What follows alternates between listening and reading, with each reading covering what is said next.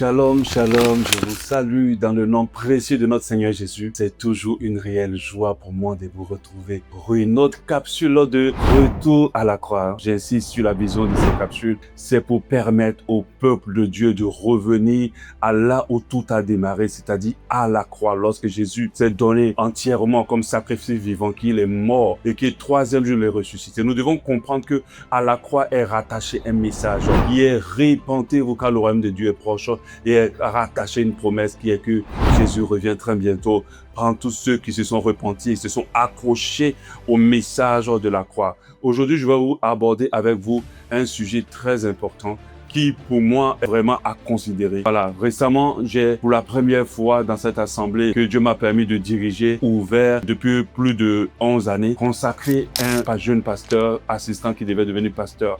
Et en préparant cette consécration, je me suis dit, il faut que j'apprenne davantage sur la consécration des hommes de Dieu. Et que ne fut pas mon étonnement d'apprendre certaines choses de la parole de Dieu et de la Bible qui sont complètement en déphasage ou en contradiction avec ce qui se fait de nos jours sur ce qui concerne la consécration des hommes de Dieu de notre temps. On consacre énormément d'hommes de Dieu. On les consacre par-ci, on les consacre par-là. D'autres vont dans les écoles bibliques, ils font beaucoup de choses et à la fin, ils doivent être consacrés. Mais est-ce que la manière dont nous consacrons ces serviteurs de Dieu est en phase avec la pensée de Dieu? D'où ma capsule d'aujourd'hui. Consacré, mais pas par Dieu. C'est là mon titre. Consacré, mais pas par Dieu. Par Dieu. Et là, c'est là le problème. J'aimerais insister sur cela. Qui consacre réellement un serviteur de Dieu? À quel moment quelqu'un devient pasteur, prophète? À quel moment quelqu'un devient docteur, enseignant et tout le reste, tout ce qu'on fait dans l'église afin de pouvoir édifier et préparer le peuple de Dieu au retour du Seigneur? Oui, les gens pensent que ce moment-là se fait pendant que des personnes ont suivi des cours bibliques, ils sont allés à l'école, ils ont pendant 3-4 ans fait des universités bibliques ou appris auprès d'un pasteur, ainsi de suite. Et qu'à la fin, on les a consacrés et puis qu'on leur a donné des diplômes. Donc, en ce moment-là, ils sont devenus pasteurs. Mais c'est une grave erreur. La personne qui consacre réellement un serviteur de Dieu, c'est Dieu lui-même. C'est Dieu qui choisit ses serviteurs. Si Dieu n'a pas consacré quelqu'un, tous ceux qui le consacrent en vain. Malheureusement, c'est ce qui se passe. Nous avons dans nos églises, à la tête de nos assemblées, nos big assemblées, de nos big church, des personnes qui n'ont pas été consacrées au ministère par Dieu. Et c'est ce qui fait qu'on voit tout le désordre et tout ce que nous voyons là, parce que si tu n'es pas appelé par Dieu, si tu n'es pas activé par Dieu, si tu n'es pas oint par Dieu pour faire quelque chose en son nom, tu ne pourras jamais le faire dans l'esprit dans lequel il t'a instruit ou il va t'instruire. Donc regardons un peu ce que la Bible dit en Jérémie 1:5. Avant que je t'eusse formé dans le ventre de ta mère, je te connaissais, et avant que tu fusses sorti de son sein, je t'avais consacré. Je t'avais consacré. Dieu dit, je t'avais consacré et je t'avais établi prophète des nations. En fait, nous sommes consacrés depuis le ventre de notre mère. Nous sommes consacrés à être pasteur, à être enseignant, à être docteur, à faire beaucoup de choses dans l'œuvre de Dieu par le choix de Dieu lui-même. Si Dieu ne nous consacre pas, tous ceux qui travaillent dans l'œuvre de Dieu sans être consacrés par Dieu, même s'ils ont été consacrés par un big pasteur, parce qu'on voit d'autres voyager, pour aller dans des églises, aller trouver des pasteurs dans des nations avec des offrandes du Père en griffe et accepter une consécration avant de venir servir le Seigneur. Et c'est en ce moment-là qu'il dit, là je suis serviteur de Dieu. Mais est-ce que les pasteurs qui consacrent, vous les pères en griffe qui consacrez, est-ce que vous êtes rassurés que ceux que vous consacrez sont consacrés vraiment par Dieu? C'est là le problème. Parce que j'ai suivi beaucoup de choses dans certaines églises. Ce n'est pas pour condamner, pour juger. On fait passer des temps de cours, ils ouvrent des softs d'institutions bibliques. Les gens payent d'abord cette formation, ça c'est avec eux-mêmes. Et en plus, quand ils doivent être consacrés, chaque personne qui doit être consacrée le jour de la cérémonie de consécration doit venir avec une enveloppe qu'il doit donner au Père. Et c'est en ce moment-là qu'on le consacre. D'où tout ce désordre dans le corps du Christ. On consacre les féticheurs, on consacre le marabout, on consacre des impudiques, on consacre des pervers narcissiques, on consacre des personnes qui n'ont pas encore maîtrisé leur caractère, on consacre des cupides, on consacre des nymphomanes. Un nymphomane, c'est des personnes qui ont du mal à faire de 2-3 jours sans avoir des rapports sexuels. On consacre des nymphomanes, on consacre tellement de personnes de la pourriture, des ordures, qui sont consacrées pour pouvoir faire l'œuvre de Dieu. C'est pour cela qu'on a tout ça dans l'église aujourd'hui. Parce que l'homme consacre ce que Dieu n'a pas consacré. L'homme appelle au ministère ce que Dieu n'a pas appelé au ministère. L'homme établit sur des églises, sur des assemblées, ce que Dieu n'a pas établi sur les églises, des assemblées. On consacre même des loups, des personnes qui sont là pour bouffer les âmes, pour profiter d'elles, pour les abuser de toutes sortes. C'est cela qu'on consacre. Faisons très attention. Moi, je suis venu à l'œuvre de Dieu. C'était même pas une pensée dans mon esprit. Je suis né d'une famille musulmane. Quand j'ai accepté le Seigneur, moi, tout ce qui m'intéressait, c'était de servir Dieu du mieux que je peux, mais sans chercher une consécration de quelque sorte possible. Et puis un jour, il y a un ami qui m'a dit, Donald, Dieu me dit que tu seras pasteur. Mais sache que je l'ai refusé parce que je n'avais pas reçu de validation de la part du Seigneur. Mais il était en train de parler de la part du Seigneur jusqu'à ce que moi-même je fasse un songe clair et limpide où Dieu me montrait devant une grande assemblée de personnes en train d'enseigner. Et c'est là que j'ai compris que Dieu m'avait consacré en tant que serviteur de Dieu. Alléluia. C'est là que j'ai compris. Et quand j'ai débuté mon ministère, je ne suis pas passé par un endroit où un homme de Dieu, j'irais acheter une offrande, payer une offrande pour qu'on me consacre. Je n'ai pas fait d'école biblique, je n'ai pas un diplôme de pasteur biblique, ainsi de suite. Mais l'œuvre que je fais pour le Seigneur, il est véritable, il est authentique. Mais il y a des personnes qui ont ces diplômes-là, mais qui sont des loups au lieu d'être des personnes qui rassemblent parce qu'ils ne sont pas consacrés. Si tu n'es pas consacré à quelque chose par Dieu, au lieu de construire, tu vas détruire. Au lieu de permettre aux gens d'avancer, tu vas permettre aux gens d'être détruits. Et c'est ça le rôle du loup.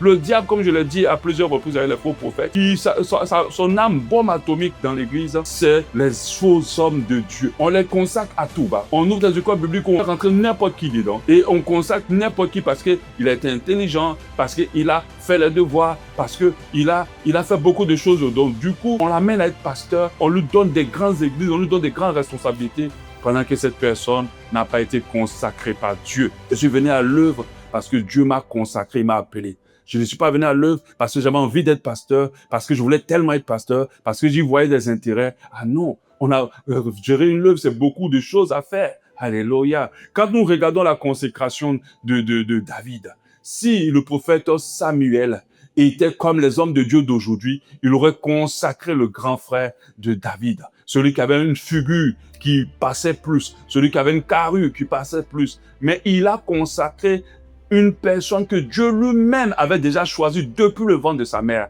C'est ça la logique, c'est ça le principe. Avant de consacrer un serviteur de Dieu, un pasteur doit se rassurer que ce serviteur de Dieu a été lui-même consacré par Dieu depuis le ventre de sa mère en tant que prophète. Celui que j'ai consacré récemment, quand il est venu dans cette assemblée, il a fait ses classes. Et puis, sincèrement, je ne l'ai jamais vu en tant que pasteur. Il y a un moment donné, j'étais là et Dieu m'a dit, c'est un pasteur. Je lui ai dit, Dieu me dit, tu es un pasteur. Pour moi, je le ressentis. Mais quand je discute avec lui, ce sont des messages, ce sont des révélations qu'il avait déjà reçues de 3, 4 personnes. C'est une confirmation. Nous, on vient juste confirmer une consécration. On ne consacre personne. C'est Dieu qui consacre ses serviteurs, qui les appelle. Alléluia. Mais regardez, pour chuter un peu sur ça, je vais lire 1 Timothée 3:1, qui est vraiment la feuille de route, je vais dire, de tous les pasteurs, tous les hommes que Dieu appelle au service. Mais une feuille de route qui n'est pas du tout respectée parce que beaucoup de personnes qui sont pasteurs n'ont pas été consacrées. Quand tu es consacré, c'est cette feuille de route qui est ta priorité. C'est cette feuille de route qui est ta vie, qui est au fond de ton ministère de consécration. Regardez ce que la parole de Dieu dit à 1 Timothée 3:1. Cette parole est certaine. Si quelqu'un aspire à la charge d'évêque, la partie si quelqu'un aspire au titre, il y a de 90% des personnes qui servent Dieu n'aspirent pas à la charge du ministère. Ils aspirent au titre du ministère, aux avantages du ministère. De telle sorte que dès qu'il démarre, il commence l'œuvre, il veut déjà profiter, il veut déjà voyager, il veut déjà avoir l'argent, il veut déjà avoir une belle vie, il veut déjà bien s'habiller. Ils sont tellement concentrés sur les titres que la charge. On dit que quelqu'un aspire à la charge d'évêque, il désire une œuvre excellence. On parle excellente, on parle de la charge, on ne parle pas des titres. On voit des personnes, dès que tu ne l'appelles pas dans le bon titre, ils sont frustrés. Aujourd'hui, on a des titres qui se sont créés qu'on n'a jamais vus dans la Bible. Parce que les gens veulent tellement se sentir élevés et importants qu'on se donne tous les titres du monde. Il faut donc que l'évêque, il faut que donc celui que Dieu consacre, je vais dire ça comme ça, soit irréprochable.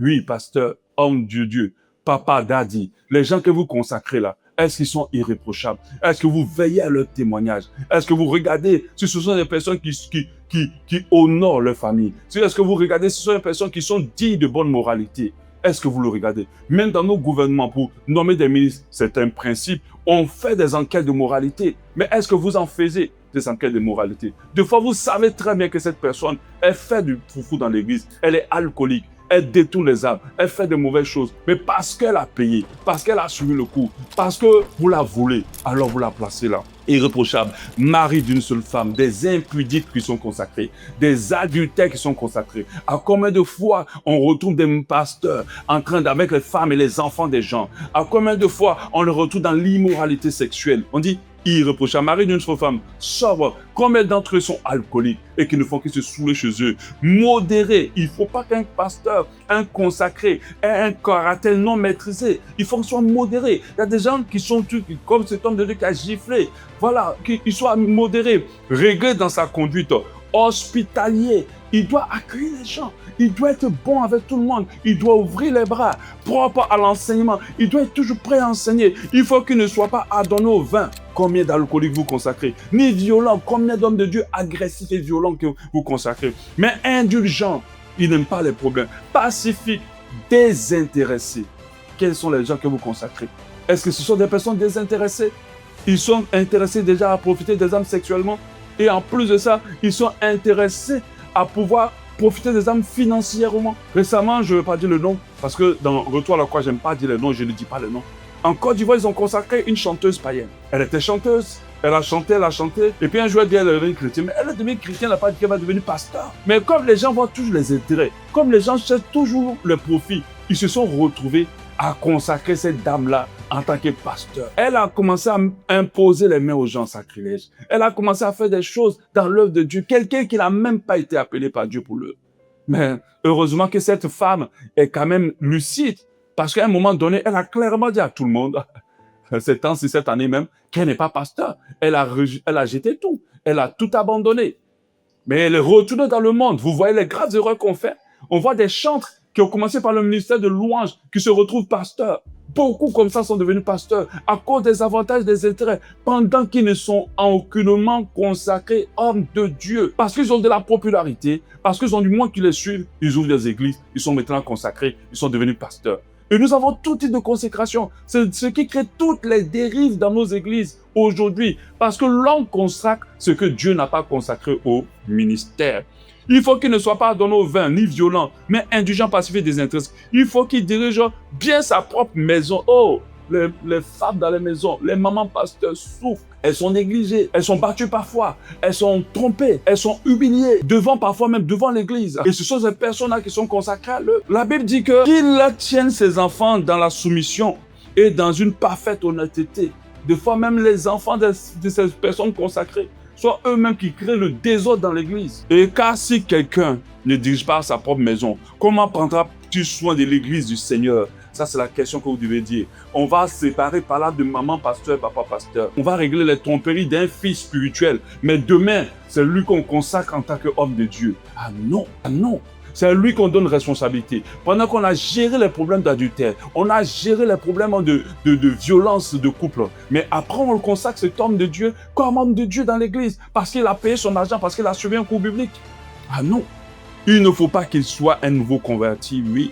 Quand des fois les gens, comme je parlais de la chanteuse païenne, parce qu'elle est nouveau convertie, elle n'a même pas eu le temps de s'affermir, elle n'a même pas eu le temps de connaître le Seigneur. À cause des intérêts quelconques, on la consacre pasteur, on lui met le col blanc pour qu'elle soit pasteur. Elle va imposer la vie aux gens. Vous connaissez la vie que cette fille a menée, vous connaissez son passé, vous savez d'où elle vient. Il ne faut pas qu'elle soit nouveau convertie de peur qu'elle semble d'orgueil et ne tombe sous un jugement du diable. Et c'est ce qui arrive. Elle est retournée dans le monde. Elle est retournée refaire ces choses du monde. Elle a rechanté le coupé décalé. Il faut aussi qu'il reçoive un bon témoin de ceux du dehors afin de ne pas tomber dans l'opprobre et dans les pièges du diable. Un bon témoignage. Alléluia. Amen. Faisons très attention. Ne consacrons pas ce que Dieu n'a pas consacré à l'œuvre. Et c'est ce qui se passe aujourd'hui dans nos églises. Et retour à la croix, nous devons comprendre, quand nous regardons le ministère de Jésus, c'est depuis le ventre de Marie que Jésus est consacré à son appel. Tout ce que Dieu appelle, il est choisi depuis le ventre. Je ne dirais même pas qu'il est choisi. Il est choisi avant même le ventre de leur mère et il le met dans le ventre de leur mère. Après, il les appelle pour l'œuvre. Ces personnes ont le fardeau de l'œuvre, sont le fardeau des âmes. Ils sont là pour servir le Seigneur et non pas pour gagner leur vie avec le ministère. Ils sont là pour respecter les âmes et non pas en fait une brigade de serviteurs pour eux. Ils sont là pour faire à ce que l'évangile avance et de préparer le peuple de Dieu, les enfants de Dieu au retour du Seigneur. Ils ne sont pas là pour profiter d'une belle vie et de pouvoir avoir des méga church. Ils ne sont pas là pour voyager dans les 2-3 000 avions. Ils ne sont pas là pour vendre tout et n'importe quoi pour s'enrichir. Ils sont là pour servir Dieu. Celui qui est consacré, je vais le dire à la fin, a le cœur de celui qui le consacre. Celui qui est consacré par Dieu a le cœur de Dieu. Ceux qui ne sont pas consacrés par Dieu n'ont pas le cœur de Dieu. Et c'est ça, c'est ce qui fait qu'on voit tout le désordre dans l'église. Mon frère, ma soeur, j'aimerais parler à un homme de Dieu. Toi-même, tu sais que la vie que tu mènes n'a rien à voir avec le ministère que tu fais. Alors, mon frère, vaut mieux t'asseoir dans l'église. Reviens, sainte âme. Abandonne l'église. Laisse quelqu'un d'autre faire. Tu n'es pas appelé à cela. Tu n'es pas appelé à ça. Assieds-toi. Vaut mieux sauver ton âme que de te retrouver en porte-à-faux avec Dieu.